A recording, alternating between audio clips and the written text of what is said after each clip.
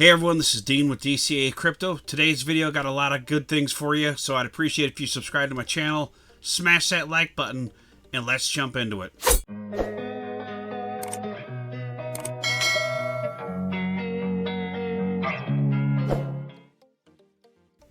Alright, going to cover some different things in today's video. First of all, we're going to jump into the charts with Bitcoin, look over some things in the markets right now. And then there's some other things in the video that I want to discuss with you guys as well, because I want to get some content out to you guys that's helpful and useful. So let's jump into it.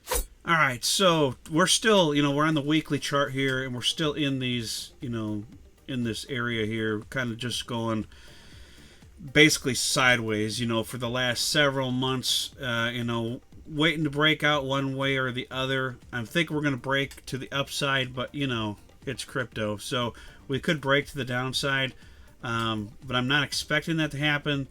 We do have some really good support here, down on this 40 to, like 41 to 43,000 area here.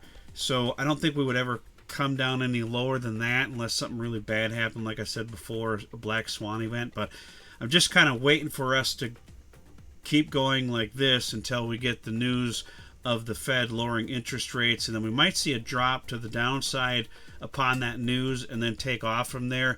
Usually you get a correction in the market shortly after, but then it starts taking off after that announcement, slowly. It doesn't happen overnight, of course, but I'm just expecting us to keep going through this channel unless there's some big news until that September rate cut. And as you can see in the chart here, September, and I don't know if it's like September 16th or 14th, somewhere in that range, but I'm expecting somewhere in this range for us to maybe come crashing down here, upon that news, and maybe we crash down to this level again, maybe not that far, and with a wick, and then continue on slowly coming up, hopefully in October, and maybe by November we're making up above this range here. And if we pull this out to November here, let's just go to November, that's going to put us basically, continuing on here, and that would put us above the 65,000 level, will get us out of this range. But what we really need to do is get up above this all-time high, 74,000. So we need to get up above there before we're really on track. If we go to the daily chart here, and I'll have to adjust this a little bit now because I just moved it, but if I go to the daily chart here, you can see the same thing. We're just ranging between these levels, and every once in a while you have some wicks below it, but we continually stay between these channels, and I'm expecting this to happen until September, until the rate cuts hit. And then hopefully we'll break out of this. But there's no guarantee of that. I don't have a crystal ball.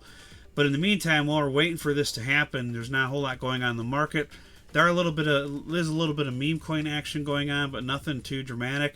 Right now, with Bitcoin dominance being high and just kind of going sideways, a lot of the other alts are getting killed right now. So in my opinion, the best thing to do is continue to dollar cost average during these times. Nothing has changed for the narrative of the bull run. The narrative of this bull run is actually the most bullish narrative of all of the bull runs so far, now that we have Bitcoin and Ethereum ETFs approved in the United States, and U.S. presidential candidates talking about Bitcoin and possibly making a strategic U.S. reserve. We've got all the things falling into place for a huge, massive bull run still. Nothing has changed about that, so unless we get a black swan event, I'm going to predict, in my opinion, that we're going to have a massive bull run after this all plays out. But like I said, I can't guarantee that. So, it's just what I'm betting on here and hoping that this is going to be the case. And here's the rainbow chart here. If we follow what we did in the past here, now this was pre-halving, but you got to remember we didn't have the Bitcoin ETF news here, but we got up in the yellow zone and corrected all the way down in the low green zone before we were going to take off into a bull run. Likely it might have gone sideways here until probably was going to go sideways here for a while after the halving before taking off, but we had the COVID event here, so that you got to really pretty much ignore. But we might have slowly started picking up and then had a correction after the halving and then took off. It's really difficult to say because of COVID that kind of interrupted with things, but I'm expecting us to keep going sideways here and into this, green level, the dark green level, and then hopefully take off up into the orange level, and that's going to put us at, $150,000 to $200,000 Bitcoin if we get into the orange zone. If we get into the red zone, you're talking over $200,000 Bitcoin. I don't know if that would happen. I wouldn't predict that to happen. I would think that it's probably going to be in the yellow or orange zone this bull run, just a guess. So no guarantee. Of course, I don't know what's going to happen, but that would just be my guess. I think it would be less of a jump into the orange and red zone here as compared to here we got in the dark red. Never got into the dark red here, and then here maybe we just get into the dark orange. So we'll have to see what happens. If we go to the crypto fear and greed index, we still are in the extreme fear zone, and we did get down to 17 last week, which was good, and it's good to be in the extreme fear zone. The longer we stay in this extreme fear zone, in my opinion, the better, because it makes for more momentum for a bull run. You never want to go into a bull run without having a big cool off, because markets just don't continually go up forever, at least not healthy ones. So it's good that we've had some extreme fear, and hopefully it continues for a little bit in the extreme fear zone. But yesterday we were all the way up into 39 with fear, so we're still kind of in that area where hopefully we'll get a little bit more extreme fear before we take off into that bull run. I think it would be healthier if we do that, because we've always done that in the past. We've gotten in the extreme fear for a while. Now, I guess technically in 2022 we were in the extreme fear for a while, but we've run up so much in the green here that really need to cool off some more, in my opinion, before we take off into a decent bull run, if that's going to be the case or not. So that's kind of how that's playing out here. But otherwise, that's as far as what I want to cover as far as the charts and that in this video. But while we're waiting for this to play out, in my opinion, there's a lot of coins out there that are at some of the best prices of the bull market right now, especially gaming coins. A lot of the AI coins, some of them as well, are that are newer ones that have launched this year, are at their all-time lows, and you may never see these prices again. If we take off into a bull run, these prices right now, especially on the gaming coins, are so dirt cheap. And if gaming pops off, like I'm confident it will, if we get a bull run, a lot of these gaming coins, in my opinion, are going to make some absolutely massive gains, as well as the artificial intelligence coins, because I think, in my opinion, I think we're going to see a lot of the profits from the stock market flow into crypto.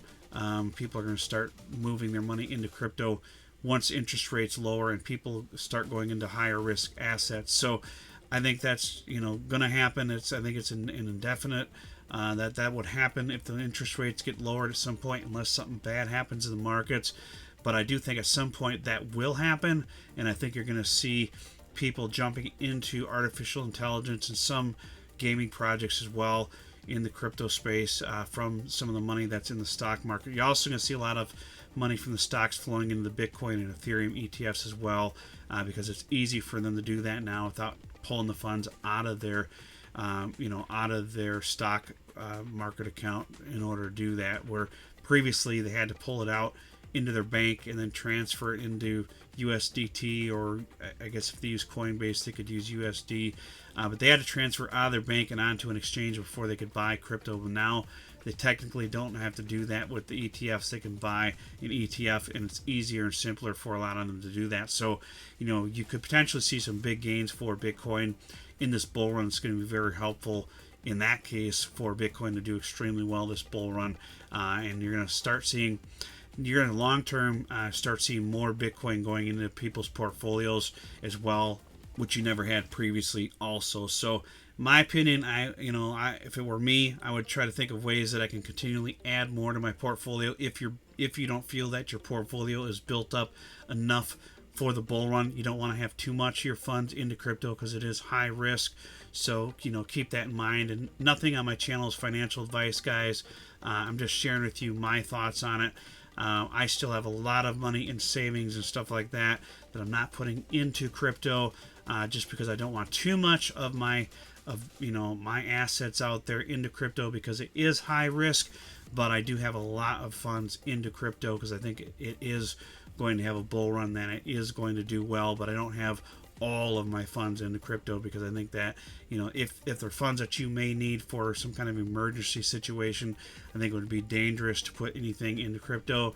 I also think it's dangerous to take a loan to put into crypto, but you guys, what you do with your own funds is up to you and your risk tolerance and stuff like that. So not financial advice, guys, but me personally, I'm not borrowing money to put it into crypto.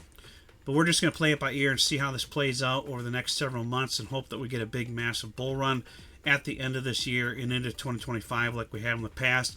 It is very possible that this bull run could end early.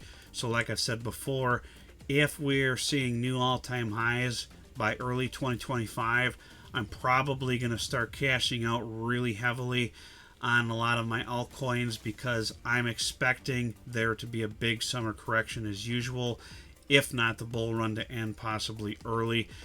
But I do have a lot of node projects that are continually generating coins for me. So even though I'm cashed out, maybe 75% of my altcoins, I still have coins coming in daily from those node projects. And I also have ICOs that I invested early, and I was an early investor in a bunch of projects, and their vesting schedules are going to be allowing us to get our tokens monthly throughout this bull cycle and beyond as well. So I'll still have my ICOs that I invested in early, where I'll be getting tokens from those. So I'm just because I'm cashing out 75% of my current portfolio does not mean that I'll be cashed out entirely. I'll still have other coins coming into my portfolio constantly that are already paid for, that I can cash out all the way up to the peak of the bull run. That's the advantage of doing that and owning nodes and stuff like that, and getting into ICOs early, because you still have the vesting schedules of those nodes and those ICOs giving you tokens monthly that you can cash out all the way to the top. And if you, for some reason, the bull run doesn't end in early 2025 and it picks up again and it ends in late 2025, I'm not going to miss out on the end of that bull run. But I definitely want to have my funds mostly cashed out early on, just to be safe and get those profits secured, because you don't know what's going to happen. Each cycle is different. This one has pumped early, and some of the things out there could show that it could potentially end early, may or may not. We don't know. Nobody knows. So I just want to be safe and get some of those funds out early, and definitely want to leave some in case we continue to go out higher later on, because you don't want to be completely out of the market. That would be, in my opinion, a bad thing to do as well. So you just gotta kind of be careful about how you're doing that. But just sharing with you my thoughts out there. I'm not saying you guys should do this at all. You guys should have your own strategy and your own due diligence. Make sure you have price points picked out for all of your coins and when you want to start taking profits out. Don't be too greedy on those, because the price targets you have in mind, and when you think we're going to continue to go higher and higher and higher, you're going to be wrong, and the market will crash on you, and you're going to lose a lot of money because you think it's going to continue to go higher, and it won't. There's a reason why over 90% of people lose money in crypto.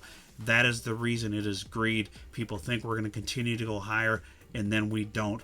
People think Bitcoin is going to be at $100,000 by this September, and I highly, highly doubt that's going to happen. And look at where we're at now. So you can't just think that we're going to keep going up forever. That does not ever happen in crypto. We get huge corrections. They do happen all the time, even during a bull cycle. So be ready for it, and make sure you're taking out profits on the way up, guys, and be safe. So that's pretty much what I got for this video, guys. I appreciate it, guys. Don't forget to hit the like button. It really helps with the YouTube algorithm. And if you're not subscribed, hit that subscribe button, and we'll see you on the next video. Tell me what you want, what you need. Tell me, tell me, tell me, tell me what you want, what you need. Tell me, tell me, tell me, tell me.